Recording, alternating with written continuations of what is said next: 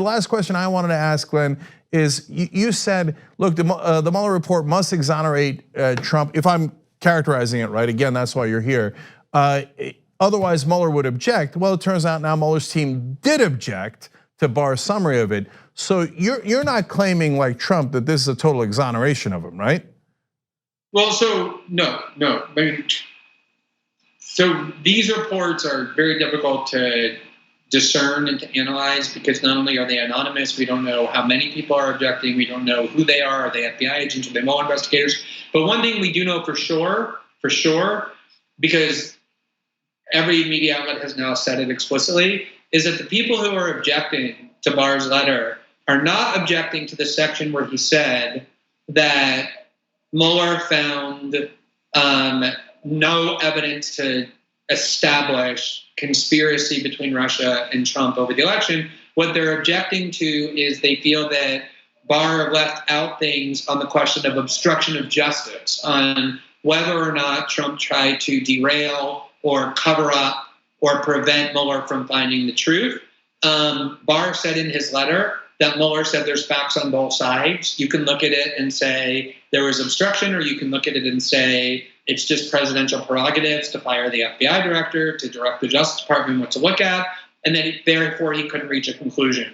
So we don't know much about what these objectors are complaining about. We don't know specifically what they think should have been included in the letter or what they're complaining was left out. It's very vague. But we know for sure they don't have any problem with what Barr said about the collusion part. They only are objecting to the part where he said that Mueller reached no conclusion on obstruction. And of course, Mueller didn't exonerate Trump on the obstruction question. He explicitly said, I'm not making a finding one way or the other on that question. Presumably, that's something that Congress will have to decide. Right. And that's why it would fit into my theory. Doesn't mean my theory is right. And we're all hopefully going to see most of the reports soon. That why would he do obstruction if he didn't do the collusion during the election? Well, he would do obstruction because he was worried Mueller was going to look.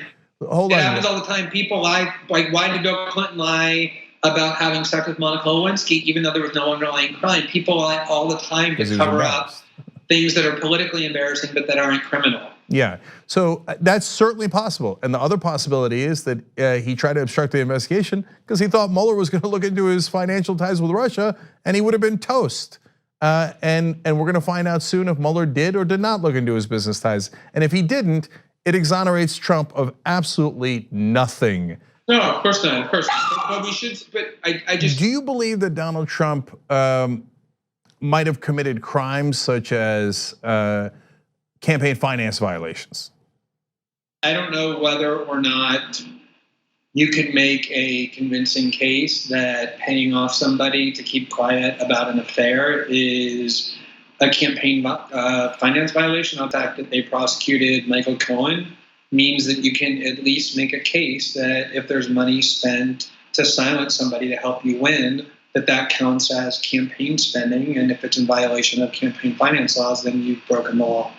I think it would be the height of irony, of all ironies, if the Democrats decided that they wanted to impeach Donald Trump because he covered up or lied about a consensual sexual encounter that he had with someone who wasn't his wife. Given what happened in the Clinton years, it's pretty much exactly what Bill Clinton did. I think most people thought that the impeachment of Clinton over lying about a adulterous affair was completely absurd and destructive. I certainly did. And I would think if it led to impeachment over Stormy Daniels, no, I would not be in favor of that. I don't think it rises to that level. But I think that the paying the 135,000, 150,000, a couple of different times that he did it in hush money and having someone else pay it is a more significant crime than, hey, did you sleep with that woman? No, I didn't. Ha, got you. Yes, you did.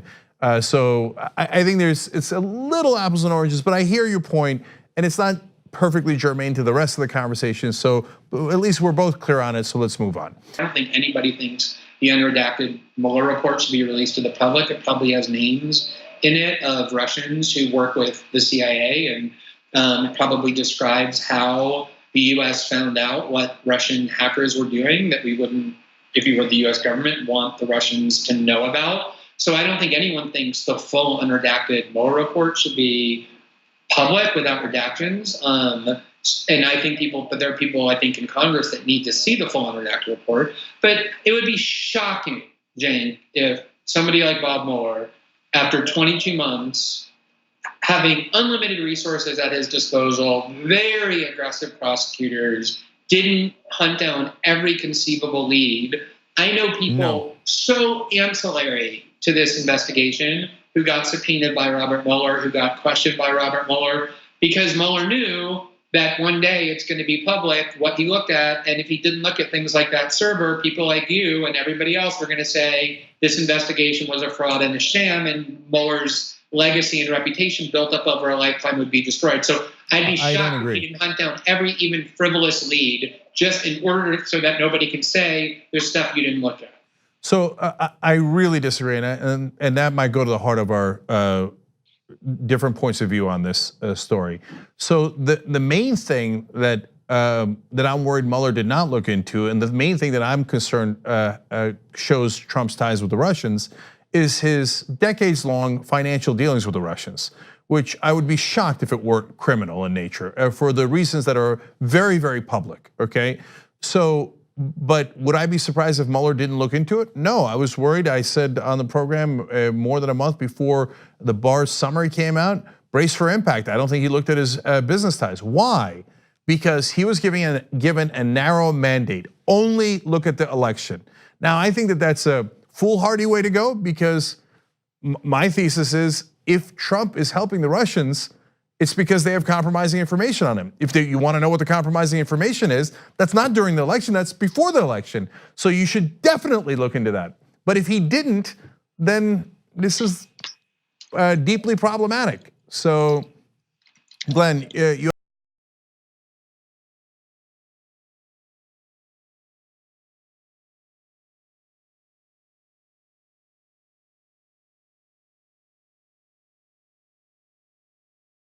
understand what I'm saying by that? So I don't think what you're saying is true, in the sense that if you look at the Rod Rosenstein letter, which I was just about to pull up, maybe someone can do that. I don't think the mandate is anywhere near as narrow as you just described it as being. Let's see if we can agree on this. If Mueller did not look into his financial ties, then would you agree that does not exonerate Donald Trump on whether he has had any illicit dealings with the Russians?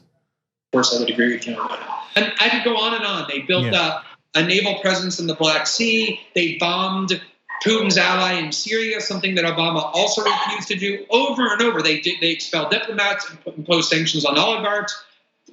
Way more belligerent towards Russia than the Obama administration was, to Obama's credit. But I think how can you justify or reconcile all these things that Trump has done against the Kremlin's interests with this theory that Trump is controlled by Putin? He's also done incredibly strange things on behalf of Russia. So, and in regards to Russia. So first of all, right after the election, he sends Eric Prince to go have a secret meeting with the Russians in Seychelles Island.